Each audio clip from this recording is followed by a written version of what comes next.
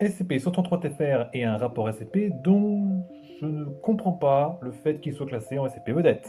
Ce skip, écrit par Teresi Cheshire et posté le 18 février 2016, c'est un virus qui se transmet d'hôte en hôte par de simples discussions. Une fois que vous êtes contaminé, il se passe plusieurs effets secondaires déplaisants. D'abord, il y a une conscience qui apparaît dans ta tête, se met à te parler comme une seconde voix et augmente ton agressivité et ta paranoïa au fil du temps.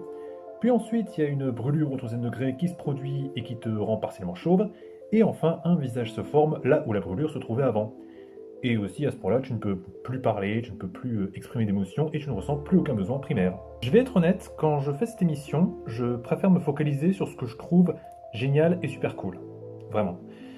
Les gens qui se concentrent sur le négatif, ça va nous donner des trucs comme Channel Awesome et historiquement, la vibe, elle pue un peu du cul. Mais des fois, il faut être honnête, et bah ce SCP, c'était pas très bien, c'était pas très bien.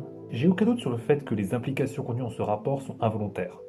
Mais le fait est que ce skill sous sa forme finale, eh ben, il a pas mal d'implications du type les gens avec des haltères sont violents et paranoïaques et on peut pas leur faire confiance, lol.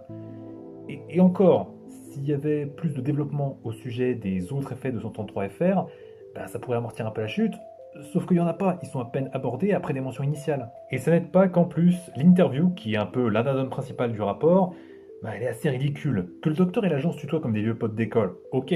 Mais après, l'agent il se met à hurler des trucs de paranoïaque cliché, tu sais, le genre, comme le genre de hippie ou de complotiste que tu vois dans les films, et comble du ridicule involontaire, à un moment, l'agent se fait littéralement bitch slap par le docteur. Genre, le mec, il se lève, il lui fout une baffe, dans le plus grand des calmes. Euh, Et enfin, bah, vu qu'il n'y a pas vraiment grand chose dans les anadome, et qu'en plus, comme j'ai dit plus haut, il n'y a pas non plus de développement au sujet de l'anomalie, bah, on finit par être un peu en mode ah ouais, j'en ai un peu rien à foutre en fait.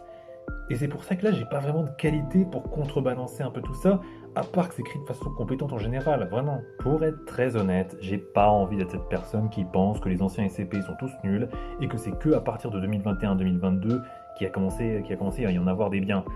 Mais là, non, j'ai rien du tout, je m'excuse. Il y a des vieux commentaires qui étaient beaucoup plus positifs au sujet du skip, et je vais pas me moquer d'eux, mais je sais vraiment pas ce qu'ils trouvaient à celui-là à l'époque. Donc, passez celui-là, vous ne manquerez rien.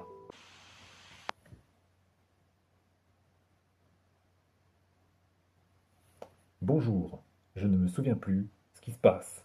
Ah.